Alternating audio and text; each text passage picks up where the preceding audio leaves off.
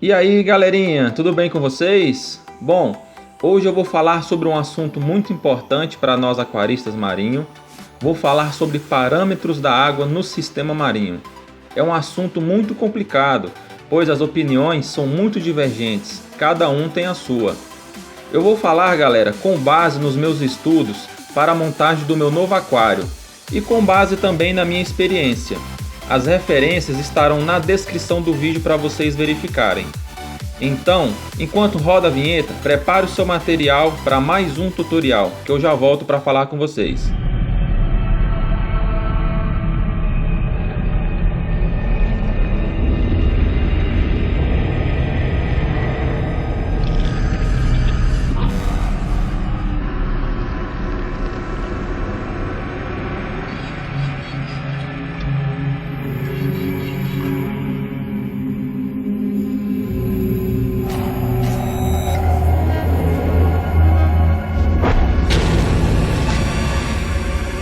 Bom, a primeira coisa que eu quero falar para vocês é qual o melhor parâmetro para o seu aquário.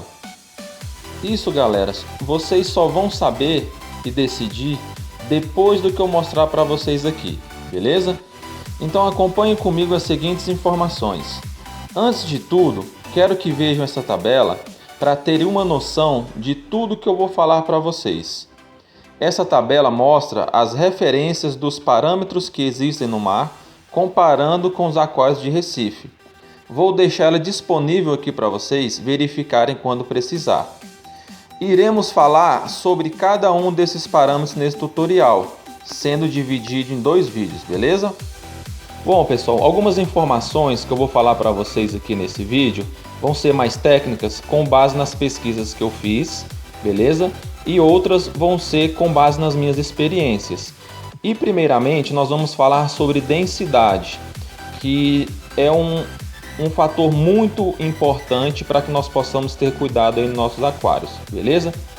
Então, há diversas maneiras de se medir a densidade de uma água, como através de sondas eletrônicas, densímetros e refratômetros.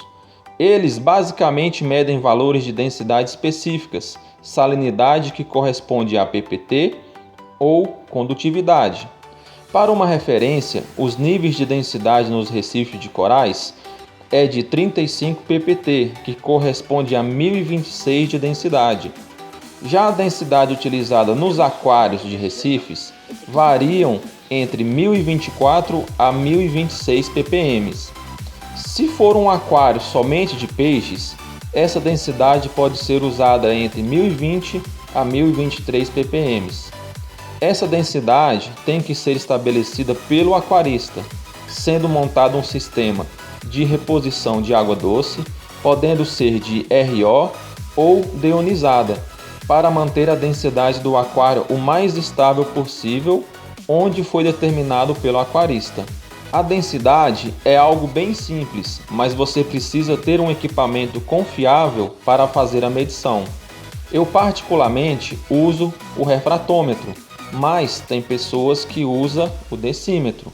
Já ouvi casos e relatos de que o densímetro não é tão confiável e já tiveram problemas por não ser tão preciso quanto o refratômetro.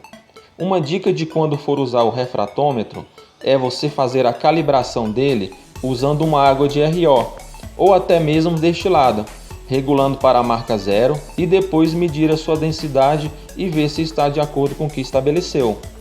Bom, agora vamos falar do KH. O KH também é conhecido como dureza carbonatada, ou como alcalinidade ou capacidade de tamponamento. Mas na realidade, a dureza carbonatada se refere apenas aos carbonatos e bicarbonatos dissolvidos na água, pois existem outros compostos, inclusive alguns fosfatos, silicatos e outros que também possuem um efeito tampão. Os testes de KH que existem no mercado também medem a alcalinidade total e não apenas os carbonatos e bicarbonatos dissolvidos na água. O termo KH não deixa de ser correto, pois nos aquários os principais compostos alcalinos são os carbonatos e os bicarbonatos. Bom, fora os termos técnicos, isso se resume ao que o KH está relacionado a quantidade de carbonatos e bicarbonatos dissolvidos na água. O KH é o responsável pelo efeito tampão, que é a capacidade de manter o pH estável, mesmo com a adição de ácidos ou bases. Deste modo, o pH está intimamente relacionado com o KH. Se um aquário que está com o KH alto, será muito difícil alterar o seu pH, enquanto que se estiver com o KH baixo, será muito difícil de manter o seu pH estável, estando assim a água sujeita a grandes variações de pH. Deixa eu explicar de um modo mais fácil para vocês. Essa relação de KH com o pH funciona de que forma? Se o seu KH está dentro dos padrões conforme estabelecido entre 8 e 10, isso quer dizer que as moléculas da água vão estar mais duras e assim vão tamponar a água e o pH não vai diminuir com facilidade, evitando variações. Se estiver abaixo desse padrão, a água se tornará mais mole e com isso haverá uma dissolução de carbonatos e bicarbonatos na água muito maior.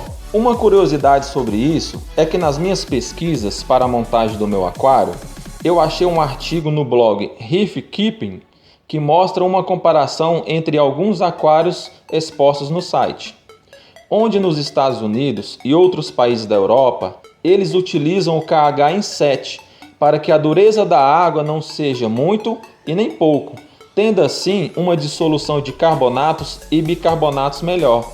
E com isso os corais SPS, que são uma predominância nesses aquários, têm uma maior facilidade de absorver todos os nutrientes necessários para o seu desenvolvimento, já que a água está mais mole. É importante falar que os corais em geral absorvem o bicarbonato e convertem em carbonato e utilizam esse carbonato para a formação de seus esqueletos. Por isso, a manutenção da alcalinidade ou KH é um ponto crítico para a maioria dos aquaristas, pois o consumo da alcalinidade é muito grande dependendo da quantidade de corais no aquário. Esse fator é muito preocupante, porque a variação desse elemento dentro do aquário pode trazer grandes prejuízos, como até a morte de corais, principalmente os SPS, que são animais sensíveis a essas variações. Para manter o KH o mais estável possível, existem duas formas mais conhecidas e praticadas pelos aquaristas: o uso de reator de cálcio ou dosadora de Ballen. Isso vai dar preferência e bolso do aquarista. O cálcio.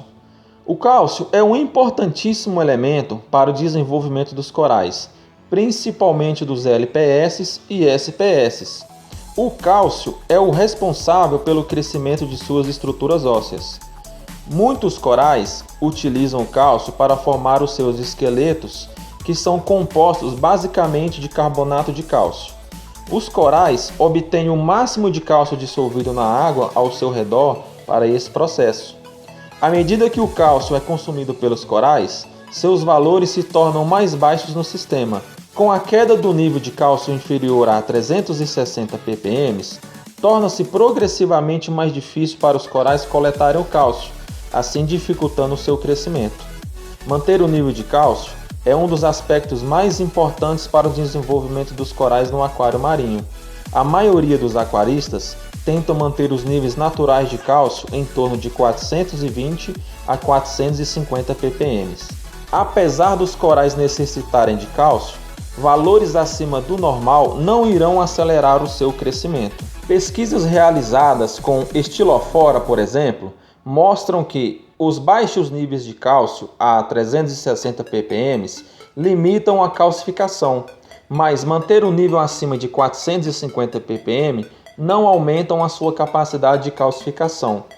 Então, o melhor para os corais é sempre manter o cálcio entre 420 e 450 ppm, evitando que tenha muitas variações. Para que não aconteça grandes variações, vocês também podem utilizar, como falei anteriormente, o reator de cálcio, dosadora de Ballen ou até mesmo alguns suplementos que existem no mercado.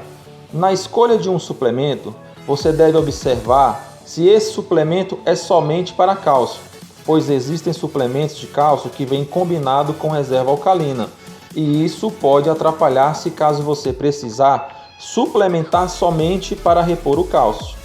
Para o reator de cálcio e dosadora de Ballen, é só seguir a recomendação do fabricante para fazer a reposição dos elementos. Para quem quiser verificar e aprender como instalar e regular um reator de cálcio, no meu canal tem disponível um tutorial da instalação do meu reator de cálcio. Vou deixar um card aqui acima no canto da tela para você clicar e assistir e tirar as suas dúvidas quanto ao reator de cálcio, beleza? Bom, agora vamos falar sobre o magnésio, que é um elemento que muitos aquaristas não se preocupam, mas que dentre o KH, cálcio e o magnésio, ele é o mais importante para se manter o equilíbrio iônico entre os três. O magnésio é considerado o quinto dos 8 elementos mais importantes encontrados no mar, sendo que o restante dos elementos são considerados como elementos traços. O magnésio, especificamente no processo de formação do esqueleto de corais duros e outros invertebrados, desempenham também um papel importante na prevenção da precipitação excessiva de cálcio e bicarbonato. Nesse caso, o magnésio é quem faz o equilíbrio entre os 3 elementos. Por exemplo, se a sua reserva alcalina estiver baixa e o seu cálcio também, e você for utilizar algum suplemento para aumentar os níveis desses elementos e eles não subirem, existe um segredinho aí. Provavelmente o seu magnésio estará abaixo de 1280 ppm e com isso não haverá equilíbrio iônico entre os 3 elementos. Isso vai explicar o porquê a dosagem de magnésio em aquário de recifes é tão importante quanto a dosagem de cálcio e reserva alcalina. Se você não manter os níveis de magnésio entre 1280 a 1350 ppm, a disponibilidade de cálcio irá precipitar, evitando assim o consumo de todos os elementos no aquário. Então, para haver um equilíbrio iônico entre os 3 elementos, o magnésio precisa estar entre 1280 a 1350 ppm. Você só conseguirá subir o cálcio e a reserva alcalina se o seu magnésio estiver dentro desses parâmetros. Da mesma forma citada anteriormente no blog Reef Keeping, pude verificar o porquê os aquários marinhos deles lá fora têm tantas algas calcárias, ou algas pinks mais conhecidas. Eles mantêm o seu magnésio entre 1500 a 1600 ppm, facilitando o equilíbrio iônico e uma maior estabilidade entre os parâmetros. Com isso, há uma maior dissolução do cálcio e uma formação dessas algas, que se alimentam propriamente de cálcio, por isso chamada de alga calcária. Essa dica do magnésio mais alto, galera, é somente para aquários de SPS, que são a grande maioria dos aquários utilizados lá fora, beleza? Então, se você tem um aquário mantido com soft e LPS, não tem necessidade de manter o seu magnésio com esses parâmetros, ok? Bom, pessoal, para que o vídeo não se estenda muito, eu vou ficando por aqui. Espero que vocês tenham gostado aí dessa primeira parte do nosso tutorial sobre parâmetros da água. Lembrando para vocês que existem três coisas que são muito importantes aí, né, dentro do nosso sistema do aquário marinho, que é a iluminação, qualidade da água e sistema de filtragem, né? Então eu estou falando para vocês aqui sobre a qualidade da água, que são os parâmetros, beleza? Espero que todos vocês tenham gostado. Se vocês gostaram aí, não deixe de dar aquele likezinho para poder ajudar o nosso canal, beleza? E se você ainda não é inscrito, não perca a oportunidade, não deixe de se inscrever para que você possa acompanhar aí os próximos vídeos desse tutorial. Eu tenho certeza que vai ajudar bastante aí, principalmente para quem está iniciando no aquarismo marinho. Beleza, galera? Então é isso daí. Um forte abraço para todos vocês e até o próximo vídeo. Valeu!